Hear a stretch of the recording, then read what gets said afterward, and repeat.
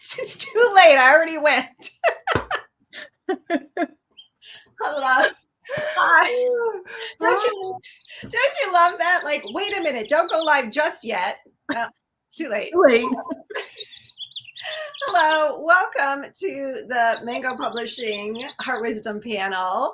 I am so excited to be here back with everyone. I'm Sherry Reichert-Ballou, and my book is Say It Now, 33 Ways to Say I Love You to the Most Important People in Your Life. I'm loving this bird behind me. I was going to say, that's the star of the show today. I know. I almost want to be quiet so she can just like say what's going on. She's very excited to be here with Karen and Angela, and our topic is such a good one today. I love it. Brenda, who will be here in a minute, named it All Aspects of Mother's Day. And I thought, we're going to need a 2-week-long Heart Wisdom panel. So Brenda will be joining us, and I'm going to, in just a couple of minutes, have both Karen and Angela introduce themselves, tell us about your work, show us your books if you have them. I see Angela's in the background. And but first, what I thought we'd do is just kind of do a little bit of it's not actually a meditation, but more just a closed eye. And I'm going to just share a few thoughts with you. So we can all just get here and let go of the day. So I'm going to have you close your eyes. Anyone who's currently listening or listening in the future, if you're not driving, to close your eyes and just take a really nice deep breath. Sometimes it's just so nice to stop. So breathing in and breathing out. Just close your eyes. If you're just joining us, we're just doing a short getting here visualization. Let yourself just really let go of whatever's going on for you. And so you can be here with our wonderful authors and our Mango publisher. And today, we're going to take this time to share on a topic that has truly touched all of us in many ways. And Mother's Day is way more than the Hallmark aisle of sweet cards and chocolates. Granted, it can be that sweetness, right? We can celebrate the love we feel for our moms, our grandmothers, our aunties, or those women who are like moms to us. And maybe right now, as I'm saying this, you can let drop in any of those women who have really touched you with their love and their care. We can appreciate their kindness, their love, their generosity, and their joy. We can bask in the warmth of being a mom, having a mom, or loving those mom-like women in our lives. Definitely, we can celebrate moms who have been there for us in many ways. And also those moms who are adoptive moms who have brought us into their lives. But also, Mother's Day can be a very challenging, grief-filled, or lonely time. And to share just a few aspects of this day that could possibly make people feel left out or even really emotionally challenged.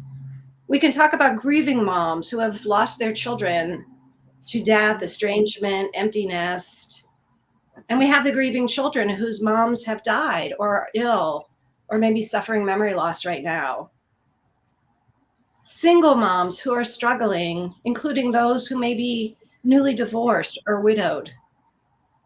Women who have suffered miscarriages or who are unable to have children. Women who chose not to have children and feel judged.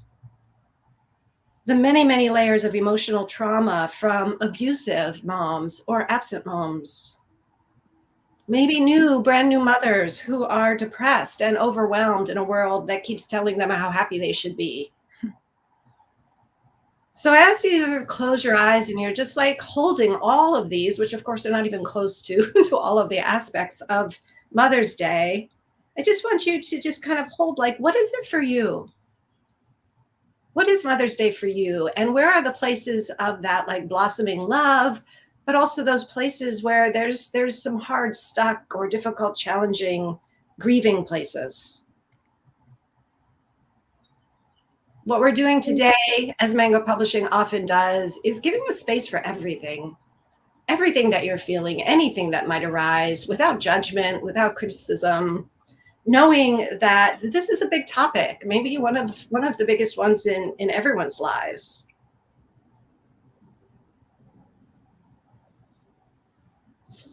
So just take a couple more really nice deep breaths and trust that we have some amazing people here to talk to you.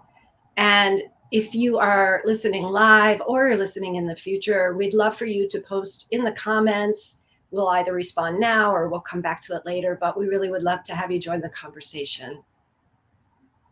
And then maybe after one more nice deep breath, we can all come back and start really looking at what our authors, Karen and Angela, and our Mango Publishing publisher, Brenda Knight, are here to share with us. So welcome, everyone. Hi. Karen, hi.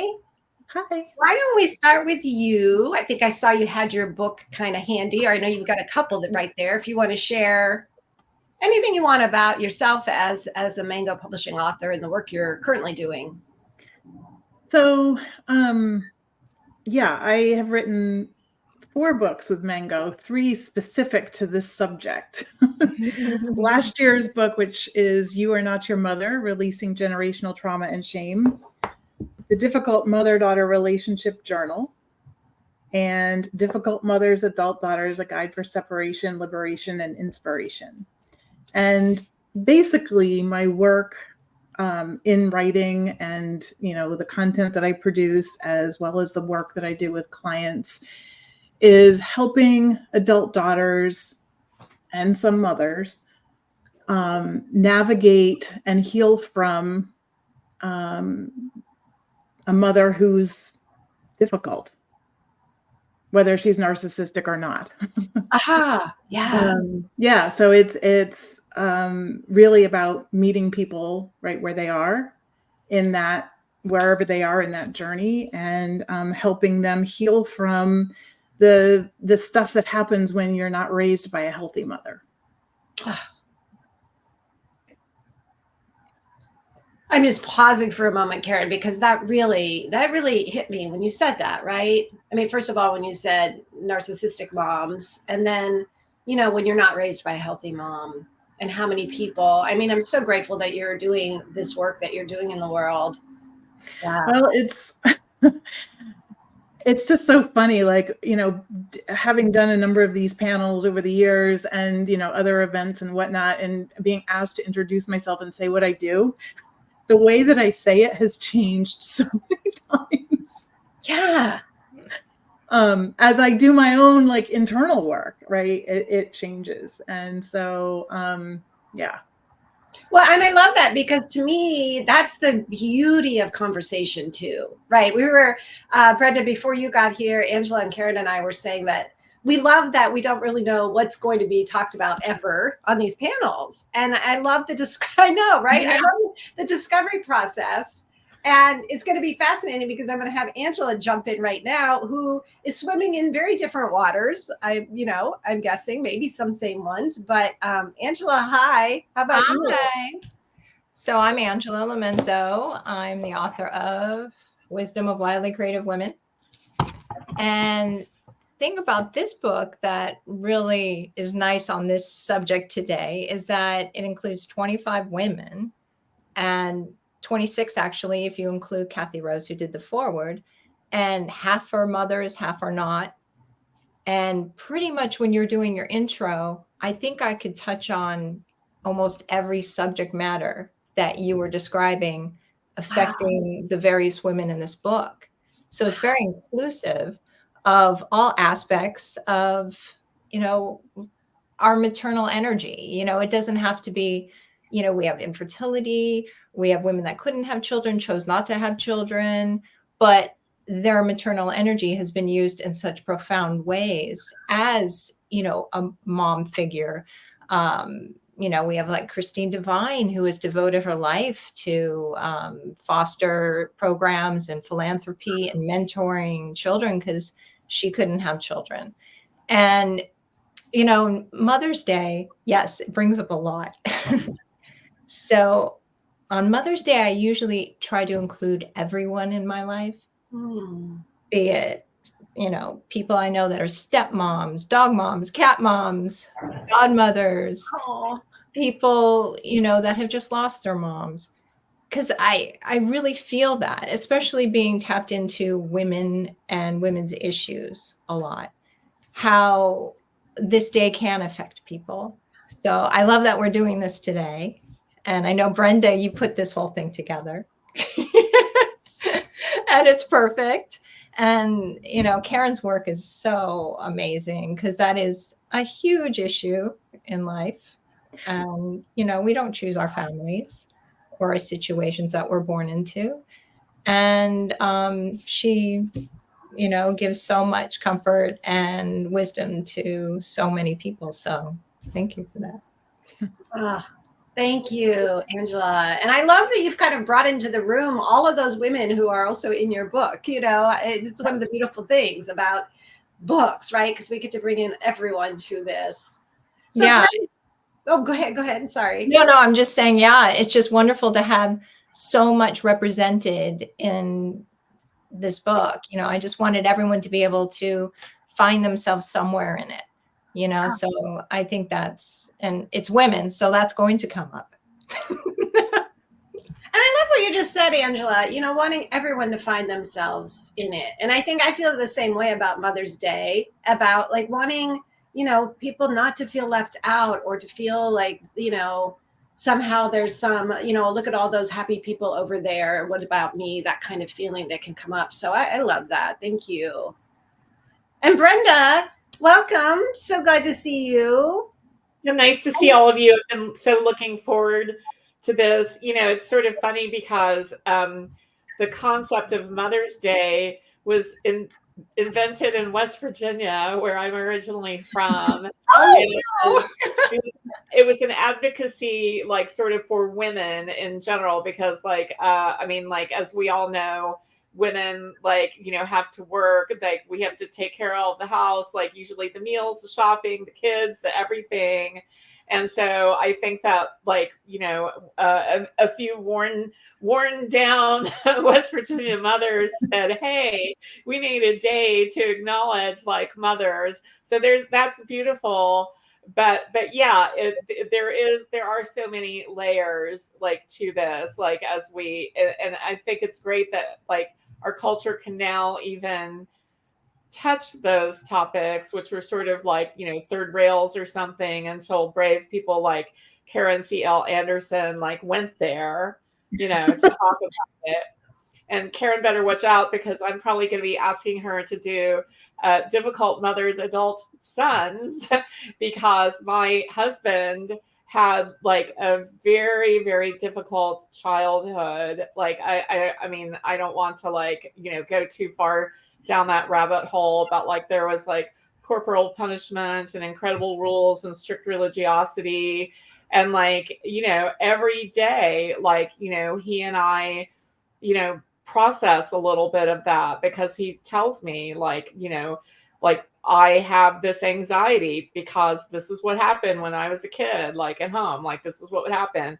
So so be warned, Karen. There's a need for that book too, as I'm sure you already know, but like, I think, you know, I think you would have, like, a very avid readership, like, who, you know, for that next book, hopefully, because I know it's needed by thousands and thousands of men of all ages. Well, I love Brenda also because I, you know, of course, I was thinking of you as being here in your publisher hat, but I can see, I don't know if you see yourself as a stepmom or how you call that, but you are mothering. I do. And, like, it's an adventure.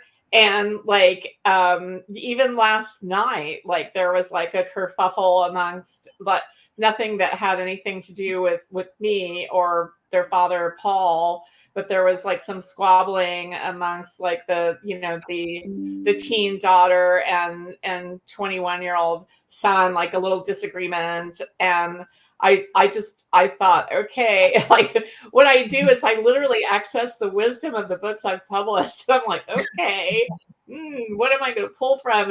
And I was like, I just said, I'm going to do a lot of listening. I'm just going to do a lot of listening. And maybe that's all I'll do. But I couldn't help myself. So after I did all the listening, I said, I gave one piece of advice, but I do feel very fortunate that like having read and edited so many nonfiction books that are like self-help and relationship and all that I can usually like pull something out of one of my books and like deliver it like in a non-judgmental tone. And then, like I said, you can take it or leave it, but if it were me, I would try this. And then he thought it over and then he did, and it seems to have helped. But I mean, every single day, all of us like have the vicissitudes of life, the ups and downs, like relationships, like all of it, So anyway, I'm here to say that if you got a problem, there's a Mango book that can help you. There goes the publisher's hat on again. I love it. I mean it though, 100%. Totally. I know. I'm always quoting all of the authors. I love it. Well, Brenda, as you know, we've talked about 100 different places we could start with this topic of Mother's Day. But I wanted to ask you, since it was your idea to do this, and you really chose Karen and Angela, what would you like to start with? What angle? I would like to start with the angle of what if you're barely in relationship with your mother? Like, what do you do with the fact that the whole rest of the world is like buying flowers and sending cards and like going to brunch and giving gifts and everything, and then you're just there. I'm fortunate that like I have a very good relationship with my 96-year-old mother, who's still healthy and happy and smart as a tack. But like many people in most of my best friends do not have that jolly relationship. So I think I would hand the floor over to Karen at this point. So wherever you are on that spectrum of I have this amazing relationship with my mother to I hate my mother, or something in between, or I'm sad about my mother, or I feel guilty about my mother, or whatever it is to simply acknowledge where you're at without making yourself wrong for it. I mean, something I feel like I'm on repeat with, like saying over and over and over again to my clients, to anybody, whenever they tell me, right, like, oh, but this is how I feel, and I don't like how I feel, and I don't think it's okay that I feel this way. And the very quick prescription is simply hand over heart. Of course I feel this way. It makes complete sense that I feel this right now. There's nothing wrong with me. It's not a me problem that I feel this way. And that dissolves the shame, that dissolves the I shouldn't be where I am, right? It's acknowledging and saying, but this is where I am, even if it's ugly, even if it's not, what people think is okay. But this is where I am. And even if you're feeling shame, it's funny, people, because I've written about it so much and talk about it so much. And sometimes when I am experiencing shame, people will say, you shouldn't be ashamed. You should be proud of yourself. And I'm like, but right in this moment, this is how I feel. And it makes sense that I feel this way. Mm-hmm. And that I have not found anything that comes close to touching it in a way that that dissolves it, other than saying, but it's okay that I feel this way. It makes sense that I feel this way. And and so to anybody, right, however it is you feel about this day, of course you feel that way. It makes sense that you feel that way.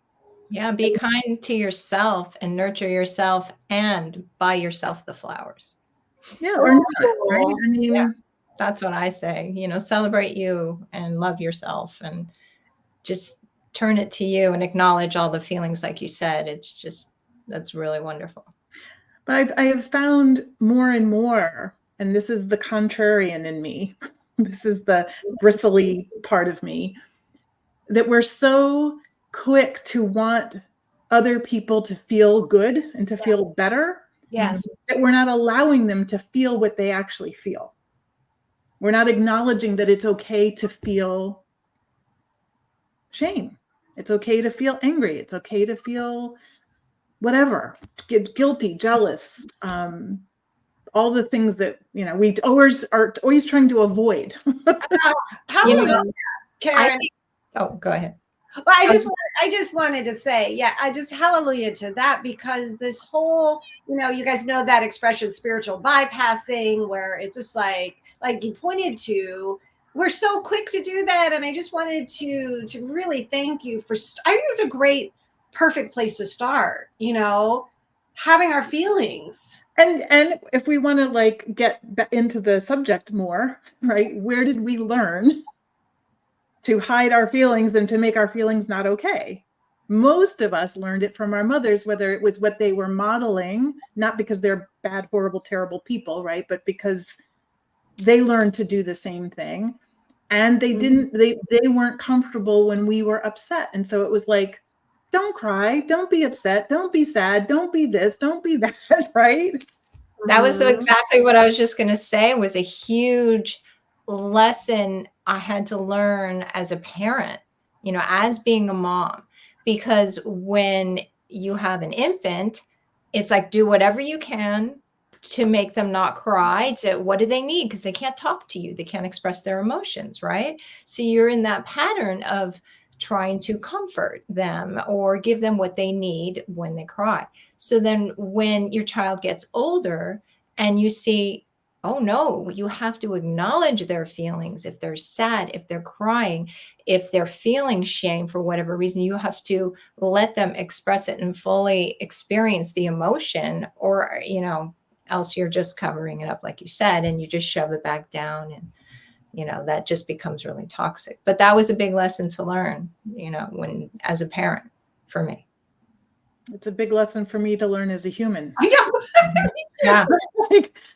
I am proudly child-free by choice. And it's funny because at various times in my life, I have resisted the whole, please don't call me a mother because I'm not a mother. Don't make me, oh, you're a dog mom or a stepmom or this mom. I'm like, I don't want to be any kind of mother.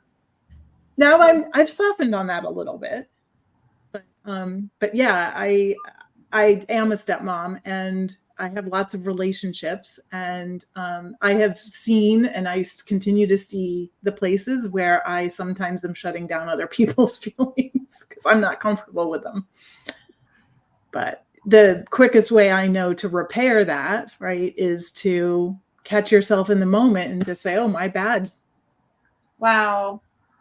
I wish, as we're talking, and this came up earlier today for me too, when I was talking about this topic, it's like, I wish that we had a card section in the stores that was, 40 times as large, that had, you know what I mean? That had cards that spoke to this, because, you walk down the aisles of the Mother's Day cards and, it's pretty much the same thing. There might be a few exceptions, but I just think this conversation, I just already feel like, like you could take a deep breath. It's that. Oh, that's my dog. I know you're showing your dog, Mom. No, but Sherry, that's what the blank inside cards are for. Oh. See, that's, they're very useful, especially for writers. I love that. And you know what? I know we're a little bit joking about this, but actually I think, how beautiful if we could see each other and acknowledge, so that we can open the door for people, not of course saying like, I'm sorry you hate your mom on Mother's Day. It doesn't have to be that, but I'll send, this might be a difficult day for you. You know, I'm here. Yeah. Open the door a little bit so that people have an opportunity to share. I just wanted to go back to the way back of one of the reasons why we stuff down our feelings, is that like this country was founded by Calvinists, which is one of the most restrictive, like, you know, forms of Christianity, I guess. Like you were just supposed to work really hard, not express your feelings, and basically like until you die.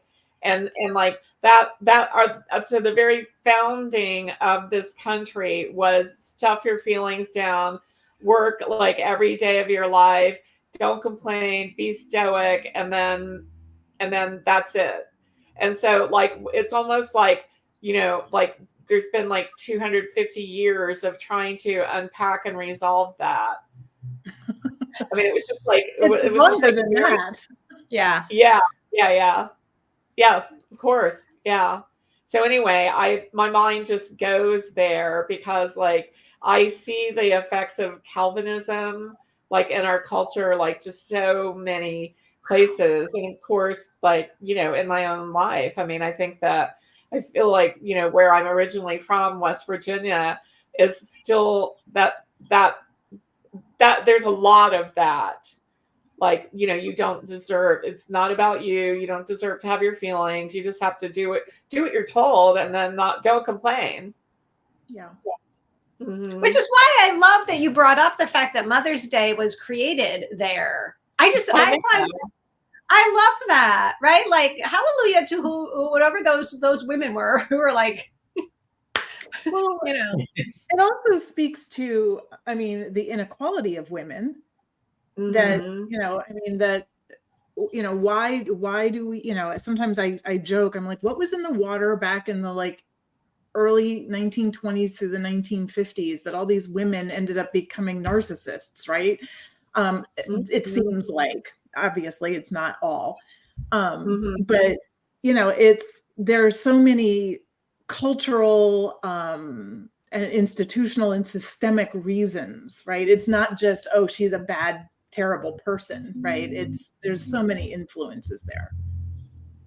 Everything from like the Calvinism to white supremacy, you know, to misogyny, patriarchy, like all those things play a role. Yeah. Lots to unpack. Wait. Wait, what did you just say? I missed that. Oh, I said there's just so much to unpack, but that's what we do in Heart Wisdom. That is what we do. And I know this is going to seem funny, but I suddenly had the intuition to ask Angela for one of your quotes. Because we'll bring in one of your, something you brought with you.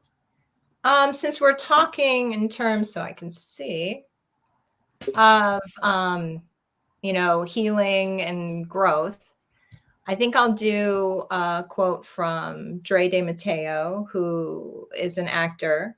She had me write mom first / actor because she would like to just be that full time. But she said about being a mother, as far as moving into the future, they are the future and have been the catalyst to healing my past. It's a never-ending circle. I believe children can heal the world. They're so much more powerful than anybody gives them credit for, because they are these little sponges picking up all this information, and we're here to guide them. But really, they're here to guide us just as much. And I liked that because it, you know, being a parent, and for her as well, after talking to her, it can be very healing to you and your experience as a child and as a, you know, mother. All of a sudden you're in the role your parent was in. You know, you see through the eyes of what maybe your mother felt. You get to see what you were actually like at that age when something may have happened to you. It becomes so real. I mean, I remember when my daughter was about 4 years old and something very, traumatic that happened to me at 4. I was sitting there in that moment talking to her, and then all of a sudden it hit me. That was me. I was this small, because you don't remember yourself as being small or young, or you just have the memory. And it just put everything in perspective. And I had so much empathy for me, as that young child as well. And understanding from all perspectives, how was my mom in reacting to this, and understanding her, because all of a sudden I'm in that role. And I know with Dre, that was very healing for her, to experience motherhood through the eyes of her mother, understanding what happened to her as a child and how she was raised. And then, maybe switching, obviously, the path that they took and what you're taking, and learning from it. Because we can pass down, like I think I'd mentioned to you, Sherry, that generational wisdom. I mean, I love that idea of, it's not just, passing down a brooch, you're passing down something you learned from, your mother, your grandmother. They learned from them. And sometimes it's not all positive, but when it is positive, it's just an absolute treasure, right? And I think this sort of lends to that. You can apply what was positive and say, wow, yes, this is, now I really respect what my mother went through. I understand how hard that must have been, especially at her, what time it was in the world, what she was up against, and maybe look at her with a little more kindness and understanding and empathy, right? And then saying, okay, so how could I change that and make that better? How I react to these situations, and heal both of us at the same time, in our hearts. So that, I think that's kind of a beautiful aspect of growing. As your child grows, you grow, your history grows, your relationship with your parents grow. And hopefully, sometimes people block that, like Karen was talking about, and it's not dealt with. But I think it's such an opportunity for incredible growth and love and understanding and empathy. And that's, I think when it all works, because we're never perfect. We're not, there are no perfect moms. We make mistakes. We're humans, and we can read about in books, which is wonderful. We can read, ways we'd like to raise our children, the things the values we'd like to bring, and what maybe psychologists say are good. But then when you're really doing it, it is a learn on the job type of thing, because there's no two children alike, no two parents alike. It's all unique to the situation, your situation. And, you have to be kind to yourself when you do make mistakes. Yeah, you'll look back and go, oh, okay, yeah, I could have done that better. But you know what? If you come to it with love, and, you listen, and you're, there for your child, it's all, something that can be understood and, accepted later and talked about and all of that. So I don't know. That's my perspective. That was so beautiful, Angela. There were so many things where my mind was like connecting all these synapses. But I think the one thing that I just want to underscore that you said that I've experienced as both a mom and a daughter is that there's no expiration date on, saying I'm sorry, or saying I understand that now, or saying, I didn't handle that with grace and I apologize. My son is 23, and it's amazing to me the conversations where he'll say, why did da da da da da, and I'll be like, you know what, this is why at that moment. But if I had to do that over again, I think I would approach it this way. What would you have wanted, or you know what I mean? And the same thing with my mom, like being able to say to her, I had no idea. I mean, I didn't know a lot of the things that she was doing. Right? It's like I found out and I was like, oh my goodness, you're a saint, but of course I didn't know the extreme like betrayals from my dad and all the things she was going through. So I love that, Angela, and I think it's just a beautiful reminder. You know, hopefully, as long as someone's alive, or even after they pass, I still feel like we can work through some of those things.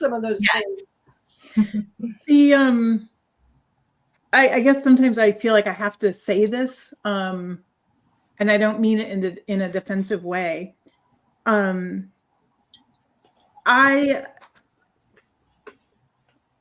I had to go through a period of time of seeing my mother and admiring her and appreciating her and loving the things that she taught me that were amazing. Seeing the challenges, knowing her childhood abuse and trauma that she went through, like fully understanding and seeing her as a whole human being. And I know that to my detriment, I did some of that as a way to appear healthy, appear healed. And to see, I love my mother. I have this, I mean, I can have a good relationship with my mother. I don't have to like be estranged from her, because I was estranged from my mom for a while. And I know that there was a period of time where I forced myself to appear evolved with her or around her. And that was to my detriment. Because she, and I, I'll just say it this way, seems incapable of making any sort of repair with me. And she has now cut me off. It's a long story, but anyway, it's very interesting, because I think sometimes the adult daughters who find themselves in that estranged position, they feel judged, like they don't love their mothers, they don't appreciate, they don't see their own mother's struggles. And I think most of us do, and shame ourselves mercilessly because we still can't seem to bridge that gap. Wow. And I just wanted to say that. And thank you. Yeah, go ahead, Angela. No, I'm saying, of course. Oh, yeah, of course. That's, if it becomes something that was toxic to yourself and they don't want to work with you on it, I mean, it has to be authentic, and you have to be honest. You can't just be, like you said, playing a role that you feel that you should be in, being a loving daughter. It has to be authentic. And it's funny too, because there's a lot of talk about forgiveness, a lot of talk about like you said, understanding where our mothers are coming from, and the challenges and struggles and abuse and trauma that they have experienced. And I have come to a place where I can say there are certain things I forgive my mother for, and other things that I will never forgive her for, and that's fine. Like, there are things I really admire about her. It's funny because I recently wrote about this. We were having it was before this current round of estrangement, but we were having a conversation at her house with other people there, and my mother said, "Yeah, Karen, she was a real hellcat." And I was like, "What?" But it was funny because like, my mother is a hellcat too. And it's something that I'm like, we share that. Oh. And I admire her, that aspect of her, right? And I get it from her, and I like that. And then there's the other stuff that's not so, not so good. Well, I mean, I had issues too. And I look at forgiveness is for me. It really is for me. It doesn't mean acceptance. It doesn't mean condoning what happened to me. It just means I forgive it in terms of myself holding on to anger. That's releasing the anger is really important to me in my life. with things like that. It doesn't mean, it's just like with friends, with any relationship you have, you can say, okay, forgive them or accept them for who they are. It doesn't mean they have to be in your life, because it's, if they're in your life, no matter if it's your family, it's your mother, father, whomever, and it has a toxic effect on you and it hurts your heart and it causes you shame, I am definitely a firm believer of they should not be in your life. Yeah. They really shouldn't. I know that I had a tough time with anger, and a lot of my clients have tough time with anger because they're, first of all, not allowing themselves to have it. Yeah. They think that they shouldn't have it. They need to let it go. And it's like, no, you got to let yourself have it first and not shame yourself for having it. And then you can let it go. Yeah. Fully realized emotions. I mean, you have to. I mean, that's like through yoga practice and meditation that I study. It's like the main thing, because you're just shoving it right down into, your samskara, and then it sits there and it never goes away. And you can never be free of it until you release it. So, yeah. And Karen, I want to just offer a special thank you to you, because I know this is a place where you stand a lot, right? Which is, I need to say this, right? Like, but it's, right, it's so important, right? Because otherwise, even the best intentioned of us who want everyone to be able to have whatever their own unique experience is, it can still veer off, because that's how our society is sort of happening right now, which is veering off into that place of, oh, but can we just focus on the happy for a moment? And the truth of it is, and Angela said this so beautifully, right? Every relationship is completely different. There are no two that are alike. And so to give everyone permission to truly have what's going on for them. And hopefully, the more that people speak up, the more we all get to hear, like, oh, I heard what Karen just said. That's super important. Yeah. And also, this has been true. I think about this past year and a half or so for myself, and what it's been like for me, for a variety of reasons. And I hope you can't hear that noise. My husband just turned on a vacuum cleaner. Can you hear it? No. Okay, good. Like, really? The more I like to think of feelings and our ability to feel as a capacity, and being able to hold uncomfortable, unpleasant emotions that other people judge, and to be able to have the capacity to feel that expands it to the other side, that we can feel joy and the positives, right? And so to me, it is always the growth is always going to include both sides, or the spectrum or continuum, or whatever you want to call it. Yes. Brenda, what are you thinking about? Oh, I was thinking that Angie's book is full of Hellcats, and that's one of the reasons I love it so much.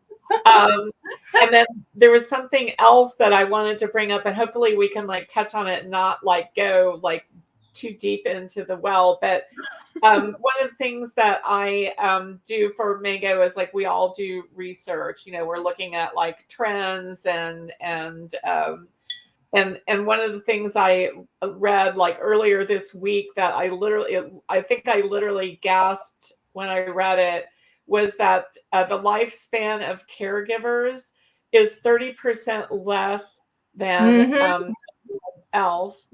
And then I was thinking, oh my goodness, because like if you just look at the demographics, like the boomers are aging, and like so their kids are usually the caretaker. And so I was literally thinking, what if you have like a not a great relationship, or maybe almost no relationship with your parent, your mother, and yet you're having to be the caretaker. And I'm a pretty avid like listener of Karen's like Dear Adult Daughter podcast, and I don't think I've heard you touch on this yet maybe I missed it. But like, what do you do? That's a total conundrum. Like, you may financially have to do that. I have talked about it. One of the things that I think is a real good distinction, and I may have it on my blog, and I thought I maybe did it on the podcast. I'm not sure. I know I definitely did it as an email newsletter, but there's the caretaking that is like business, right? That like doctor's appointments, and is she in a care home? Who's taking care of the financials, the taking care of business aspect of it. And for some people, and people tend not to think of it this way, and so that's why I like to introduce this, is some people are like, yeah, I'm fine taking care of business. Like, I just want to be behind the scenes, but don't make me go sit with my mother and hold her hand. I don't want to go and like hear her complain to me about whatever. Other people are like, yeah, like, I don't want to have anything to do with the business end of it, but I don't mind sitting and letting her, talk at me for an hour or whatever.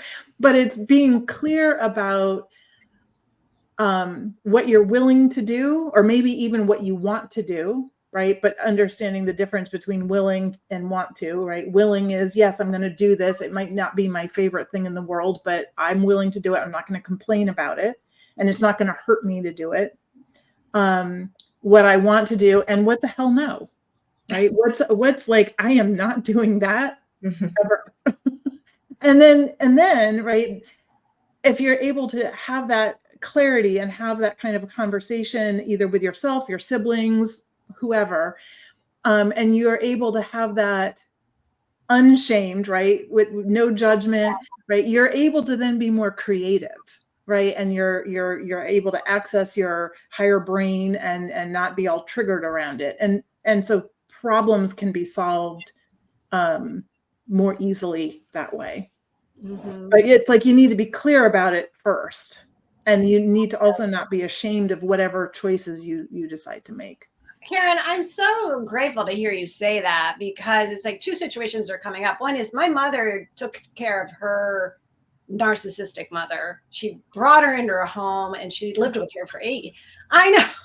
But, part of it came from just, my mother was brought up in a certain religion where you get back to what Brenda was saying, right? So there's that.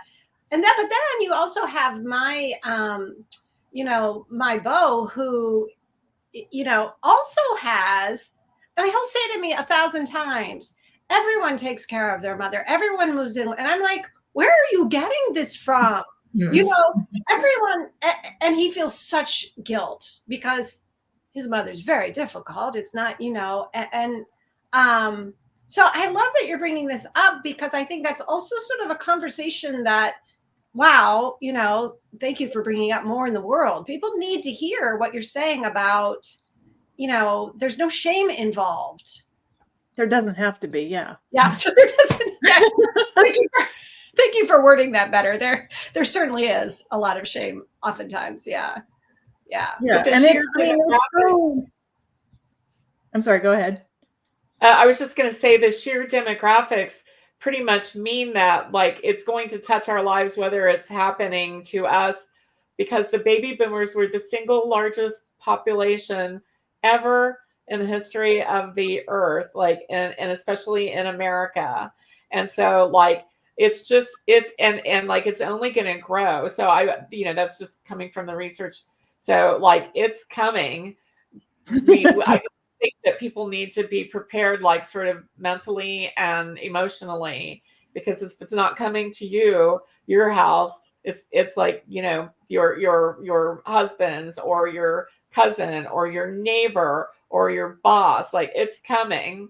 It's coming. Right. Yes, so many people I know are going through this right now. And like Karen was saying, you need to know your boundaries, like what you will or will not do. And I think it's a subject that needs to be discussed before you get to that final time, that a lot of families don't discuss, especially if you're dealing with the difficult parents that you don't have a great relationship with. But it is something to, think about ahead of time, like, what will I do? If it truly is, there's no way they could live with you. What will you do? Yeah, I mean, and even though my mother right now is not speaking to me, I mean, the very quick version of the story is I was talking to her every 2 weeks for a couple of years. I would call her every 2 weeks because she was actually planning to move close to where I live. And so I was like, well, we should probably be in touch about that. That never came to pass. I realized that talking to her every 2 weeks was part of why the past couple of years had been so hard, because I was sort of putting myself into a trauma response every 2 weeks. Wow. Oh, And no.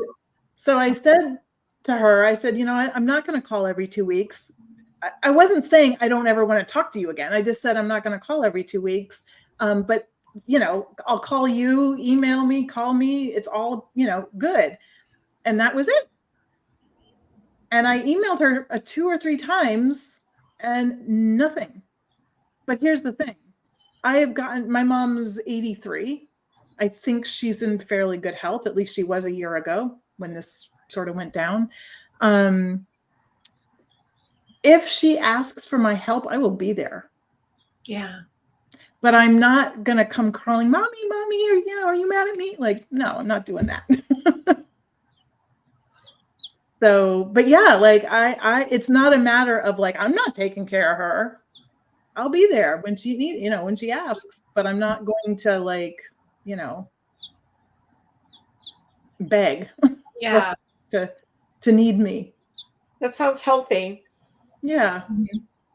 Can I ask, and you don't have to respond to this if you don't want, but I'm curious, what is Mother's Day, this holiday? What is it for you? What do you Not do with much. It's just another day. Yeah. Yeah. And that's fine. It's not a sad thing. It's not like a resigned, oh, it's just another day. I'm going to have a good time on that day, whatever. I'll probably go for a walk on the boardwalk with my music and bop along like the happy self that I am these days. Is it a day that your clients are more in need of? Like, is there anything that you see going on like in that area? Like, yeah, I mean, I usually do a special Mother's Day email to people. For some people, it's just like say it's just another day, they want to work through the guilt that it's not a happy day, or should I send my mother a card? Should I not send my mother a card? If I don't send her a card, like, it's yeah. Yeah. All that. I think I might just take this moment to just put a little plug in right now for reaching out to the people in your life who you either know or suspect might have some hard thing going on around Mother's Day. Like, there's a lot. I mean, again, it's if you look around in your communities, it's like we all have people who are likely touched in some way with a challenge. And I was just telling Brenda before this panel this morning, I hosted with a poet friend of mine, we do a Secret Agents of Change kindness missions. And today's was called Mamma Mia. And we're encouraging people to do anonymous kindness, for someone in your community who, they're grieving, they're struggling. There's all those things we've already talked about. The list is very long of ways that the Mother's Day could be hard for someone, and to do some kindness. And it doesn't have to be anonymous. That's what we do with our secret agents, but to just put that plug in, to reach out. Yeah. And ask for help too. Yes. Mm-hmm. Yeah. Sometimes I wish we didn't even have to have Mother's Day. I mean, another piece of advice, if it is a day that you struggle, stay off social media. Yeah. I'm sure the moms in West Virginia that like thought of the idea had no idea that it would become this massive marketing thing and like such a complicated, guilt-inducing, money spending thing. That I know that wasn't the original intention. It was just like to just say thank you for like hardworking moms, and so it's just sort of ironic to me Although, at Mango, we use Mother's Day as marketing. I remember that was the big hook for Angie's book, and it worked. So it's just like very, very layered, very complex. But I'm glad we're like just talking about every aspect of it honestly, and it's a guilt-free zone here. Well, And oh, go ahead. Just one quick thing, right, is the idea that what can we also do to make life better for mothers in general, so that these kinds of things aren't happening, right? So that the trauma isn't getting right? There's so many sort of more global ways to look at that rather than just the individual relationships. Right.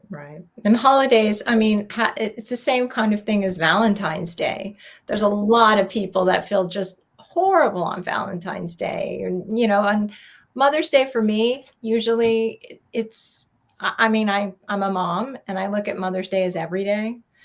And Mother's Day, I mainly just think about the other people in my life, like my mom, my friends, people who have just lost their moms. I don't have this need to focus on Mother's Day for me because my daughter brings me joy every day. So How old is she? 29. Oh, wow. Yeah. Well, and I Is she your only child? Oh, sorry. Is she your only child? Yeah. Oh, that's so sweet. Yeah. No, she's, that's the gift. I don't really, she's just been a gift to my life, always. And I'm really, really blessed to have the relationship I do. And, I don't focus on this day, just. There are other ways, like we've talked about, like to be kind to mothers, like in the previous administration, when families and children were separated and put in prison at the border. I did research and found like this legal aid that like you could donate to the legal aid, and it would go to mothers and that were like needed like attorneys to like help them get their kids back. And like and then I also like advocated for that on social media, and Mango helped, and then the Women's National Book Association helped, and I was able to raise thousands of dollars, and it was specifically to go to like the moms and dads like who were just trying to immigrate to a better place, to get away from gangs or whatever dangers they were trying to get away from, to give a better life to their children. And then they were like separated, and the kids were put in like prison camps pretty much. Yeah. And like I felt like that was something really practical that I would do. I will never meet those people, I would love to, but like hopefully they're off and have their kids back and doing well.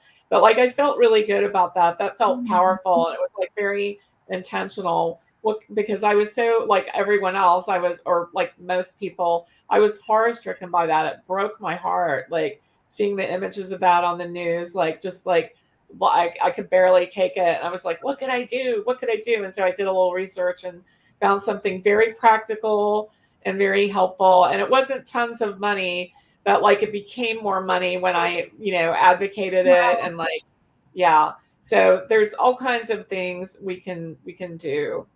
Well, and as we're closing out, I can't help but say, and we've said this many times before, and it's not just to promote Mango, it can be any books, but Mango has a lot of authors, I mean, including, Karen and Angela, who speak to different aspects of women's lives and motherhood and parenting. And, one of the things I suggested on the Secret Agents of Change is to buy those books, put them in little free libraries, just maybe if you want to celebrate moms, is there a mom who really needs this right now, or a daughter who really needs this, right? Put them in little free libraries, donate them to, places where they accept books. That's so helpful, right? Like it's just giving a whole, I mean, I can't imagine someone who's never maybe gotten Karen's book and they're struggling with their mom. It could change everything. Yeah. It's So it is a the beautiful top. way to celebrate the day. It is the top of the hour, and gosh, I love you all so much. This was really great. I know we had no idea where we were going to go, but I love it. I feel like we really. I just want to end. I guess I just looked up to see what I posted on, and it was what Karen had started with, which is like hand over heart. You know, right now, of course, I feel this. You know, and really accepting it, accepting ourselves, our feelings. Anyone want to say anything before we head out? Happy Mother's Day. No.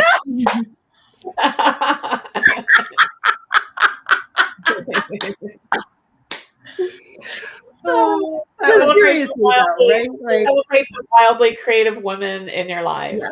yes, that. yes.